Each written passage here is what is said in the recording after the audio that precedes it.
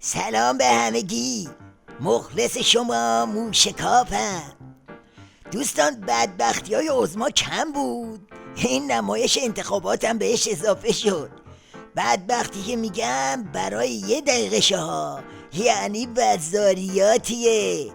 هنوز هیچی نشده ثبت نام کاندیداهاش تبدیل شده به بحران. دیگه شما حساب بقیه‌شو بکنید. الان هم متاسفانه آمار ثبت نامی ها هی داره بالا میره. در خبرگان آمار بالا رفته، در مجلس بالا رفته و بالا میره. نمیدونم واقعا این برای من خیلی ابهامه.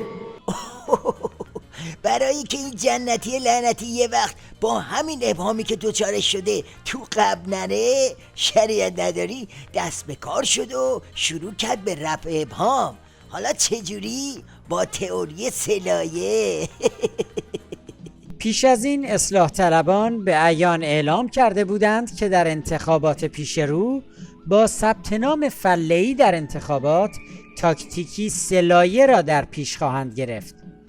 بر اساس این تاکتیک 3 لایه، افرادی که رد صلاحیت شدن آنان از سوی شورای نگهبان محتمل است نیز در انتخابات ثبت نام می‌کنند تا در مرحله نخست این افراد از سوی شورای نگهبان حذف و از گردونه رقابت خارج شوند. با این اقدام نوبت به لایه دوم خواهد رسید که به زعم اصلاح طلبان با رد صلاحیت لایه اول حریمی امنیتی برای این لایه ایجاد شده است و برای شورای نگهبان سخت خواهد بود که این لایه را نیز از سر راه برداشته و رد صلاحیت کند. بر اساس این برنامه در صورت رد صلاحیت لایه دوم، لایه سوم این امکان را خواهد یافت که در انتخابات شرکت کرده و به مجلس راه یابد. پس با این حساب اکبر کوسه آشی برای خامنه پخته که 3 لایه روغن روشه. یعنی قده و قوده و شکمبر رو جمع کرده ریخته رو حمام خامنه تا عظما رو بذاره تو دورایی انتخاب. اگه عظما این جماعت رو راه نده که بابیلا، یعنی هم باید با دونه درشتاشون طرف بشه هم با پایینیاشون. اگه هم بخواد اینا رو راه بده که حمامش پس معرکه است. چجوری؟ اینجوری.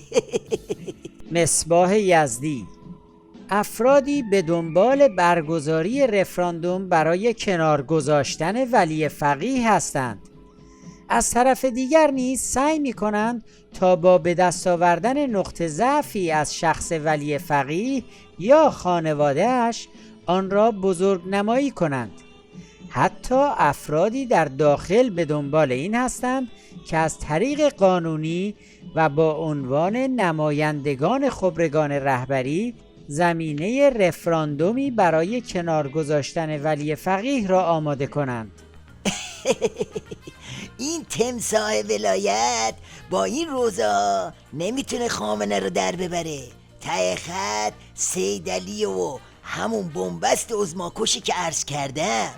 اکبر کوسه و شیخ پری هم پیشا پیش دارن واسه ولی فقیه خط نشون میکشن که اگه بخوای دست از پا خطا کنی و قیچی رو علیه ما از پر شالت در بیاری، فتنه سرازیر میشه و هممون رو به فنا میده. عقل و منطق حکم می کند که تریبونداران به مصالح حاکمیت و منافع ملی در این شرایط بسیار حساس بیندیشند. منفی بافان پیرو مشی دافعه باید از بطن و متن تصمیم گیری به حاشیه رانده شوند. اگر چنین نشود دیگر در شرایطی نیستیم که جبران مافات آسان و عملی باشد.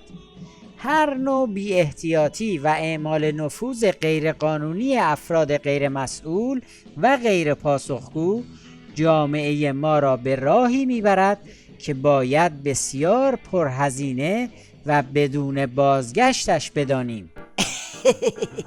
بله، حالا باید دید ولی فقیه زرخورده تلس شکسته زوار در رفته درب و داغون چطوری میخواد از پس این مخمسه بر بیاد.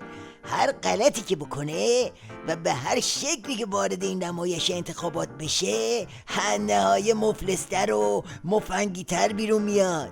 اون وقت مشت ملت و فک ولایت.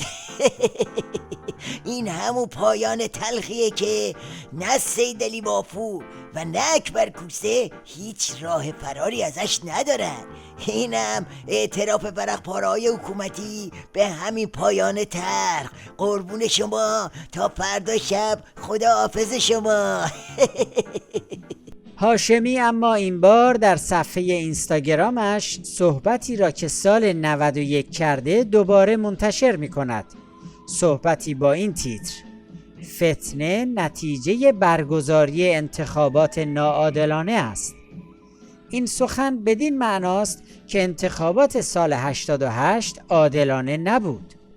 این یعنی دوباره رد انتخاباتی که از همه سازوکارهای قانونی و عادلانه این نظام گذشته است.